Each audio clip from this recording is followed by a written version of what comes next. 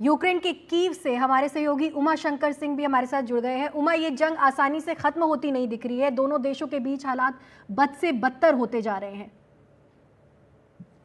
जी देखिए, पुतिन का जो बयान अभी सामने आया है इसी बात की तस्दीक है। जैसा कि हमने दिन में रिपोर्ट किया था कि यूक्रेन ने जो दावा किया था कि इंटरकॉन्टिनेंटल बैलिस्टिक मिसाइल दागी गई है, उस बात पर कई पश्चिम के देशों के अधिकारियों ने ही सवाल उठाया था और ये कहा था कि 5500 किलोमीटर दूरी की मार करने वाला मिसाइल रूस जो है वो यूक्रेन में क्यों खर्च करेगा। ये बैलिस्टिक मिसाइल है, ये तो ज़रूर कहा गया था, लेकिन वो इंटरकॉन्टिनेंटल बैलिस्टिक मिसाइल नहीं है। ये जो है, ये एक शक जो है वो जताया गया था पश्चिम के अधिकारियों की तरफ से। और अभी पुतिन ने खुद इस बात का खुलासा किया है कि उन्होंने मध्यम दूरी की जो एक मिसाइल है उसका परीक्षण जो है वो निप्रो शहर के ऊपर जो है वो किया, यूक्रेन में किया गया है, जो कि निप्रो शहर के पास जाकर गिरा है। और ये भी कि ये जो मिसाइल है काफ़ी महंगी मिसाइल है और इसमें 6 वॉर हेड होते हैं जो सेपरेट होते हैं और हर वॉर हेड 6-6 बॉम्ब जो है वो डालता है, यानी कि एक मिसाइल के ज़रिए 36 निशानों पर जो है वो हमला किया जा सकता है। तो इस तरह के मिसाइल के इस्तेमाल की ज़रूरत जो है वो रूस को यूक्रेन के लिए नहीं है, बल्कि इस तरह की मिसाइलों का इस्तेमाल जो है वो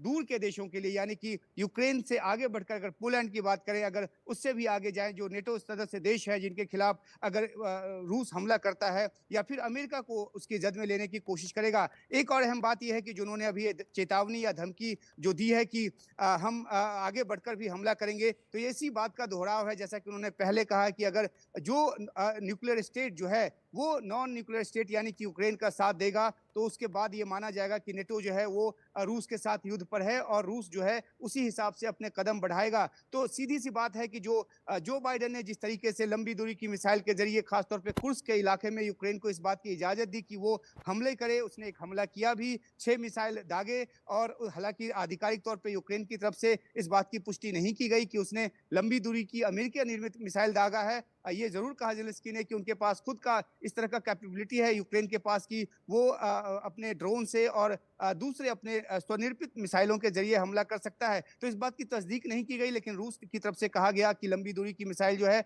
वो यूक्रेन की तरफ से दागी गई है और इसका खामियाजा उसे उठाना पड़ेगा। मैं यहाँ पे ओडेसा में और क्यूब में पिछले 3-4 दिनों से हूँ और रह कर यहाँ पर जो एयर सायरन है वो होता है और उसके बाद अलर्ट आता है, लेकिन जिस हिसाब से यहाँ पे आशंका होती है कि हमला होगा तो वो नहीं हो रहा। तो इस बारे में भी यहाँ के जो जानकार हैं वो कहते हैं कि अब ये स्टॉक पाइलिंग जो है वो कर रहा है रूस, और हो सकता है कि एक साथ बहुत बड़ा हमला करे, सैकड़ों की तादाद में जो है अपने प्रोजेक्टाइल्स, मिसाइल, ड्रोन आदि से क्यू समेत तमाम इलाकों पे हमला करे। तो रूस अपनी एक रणनीति के तहत आगे बढ़ रहा है और उसने एक बार फिर से पश्चिम देशों को चेतावनी दी है, जो सीधे तौर पर अब यूक्रेन को इस बात की इजाजत दे चुके हैं। वो खासतौर पर अगर ब्रिटेन की बात करें तो उन्होंने जो स्टॉर्म शैडो मिसाइल है उसके इस्तेमाल की इजाज़त दी और उसका भी जो इस्तेमाल है वो किया गया। इस तरह का रूस की तरफ से दावा किया गया, हालांकि यूक्रेन ने इसकी भी पुष्टि नहीं की। तो जिस तरह से वेस्ट का इन्वॉल्वमेंट रूस पर हमले की वजह से बढ़ता जा रहा है, रूस पर हमले के तौर पे बढ़ता जा रहा है, उसी तरह से जो प्रतिक्रिया है रूस से निकलकर सामने आ रही है। पहले क्रेमलिन के प्रवक्ता के बयानों के जरिए बात सामने आ रही थी, अब खुद राष्ट्रपति पुतिन ने वीडियो बयान के जरिए इस बात को कहा है। तो स्थिति काफी खतरनाक मोड़ की ओर आगे बढ़ता नजर आ रहा है। जी गीता। उमा, आप वॉर जोन में हैं।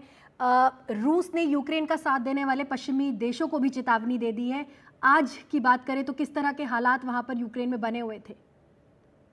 जी देखिए, हालात यहाँ पर बिल्कुल अंदेशे का है कि कब मिसाइल अटैक हो, कब जो है बड़ा एक हमला हो, खासतौर पे राजधानी कीव को निशाना बनाकर रूस की तरफ से हमले की बात की जा रही है। आज भी कई मिसाइल दागे गए, हालांकि कीव के ऊपर जो स्काई है वो कई अलर्ट के बाद भी उसको क्लियर बताया गया और निप्रो और दूसरे जो इलाके हैं, खासतौर पे जो रूस की सीमा से लगने वाले इलाके हैं, वहाँ ज़रूर जो है वो मिसाइलों के हमले की जो जानकारी है वो निकल कर सामने आई। लेकिन बड़ी बात यह है कि ये माना जा रहा है कि जिस तरीके से यूक्रेन ने पहले अमेरिकी निर्मित मिसाइल का इस्तेमाल किया और फिर ब्रिटिश मिसाइल का इस्तेमाल किया, तो उसके बाद से रूस जो है वो पूरी इस ताक में है कि वो किस तरीके से यूक्रेन से इस बात का बदला ले। और एक और अहम बात है कि अमेरिका ने पोलैंड में एक डिफेंस सिस्टम लगाया है, एयर डिफेंस सिस्टम लगाया है। रूस को इस बात पर भी आपत्ति है और उसको ये लगता है कि कहीं ना कहीं रूस को घेरने के लिए ही ये जो स्टेशन है वो बनाया गया है। और ऐसे में रूस की तरफ से ये भी संकेत दिए गए हैं कि आगे आगे आने वाले दिनों में वो पोलैंड के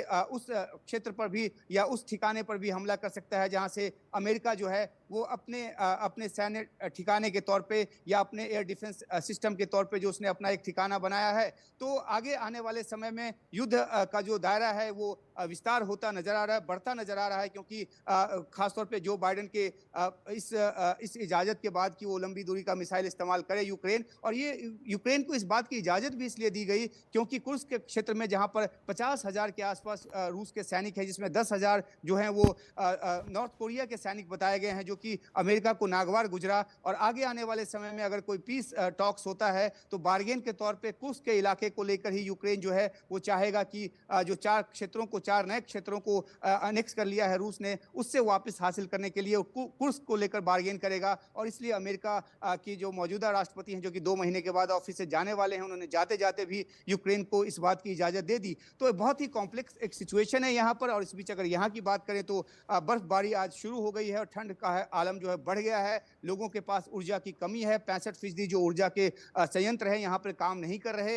महत्वपूर्ण इलाकों में तो बिजली है, लेकिन अगर दूर दराज के इलाकों में बात करें तो लोग ठंड से परेशान होने शुरू हो गए हैं। तो ऐसे में पलायन से लेकर और जो मानवीय मदद, पलायन की जो तादाद है वो बढ़ेगी और मानवीय मदद की बहुत ज़्यादा ज़रूरत है यहाँ पे यूक्रेन में लोगों को है। हर 10 में से 4 लोगों को किसी न किसी तरह की मदद की ज़रूरत है। तो इस तरह की स्थिति यहाँ पे बनी हुई है कि आम लोगों का जो जनजीवन है, जो आम लोगों का जीवन है वो काफ़ी मुश्किल से और ज़्यादा मुश्किल होता जा रहा है।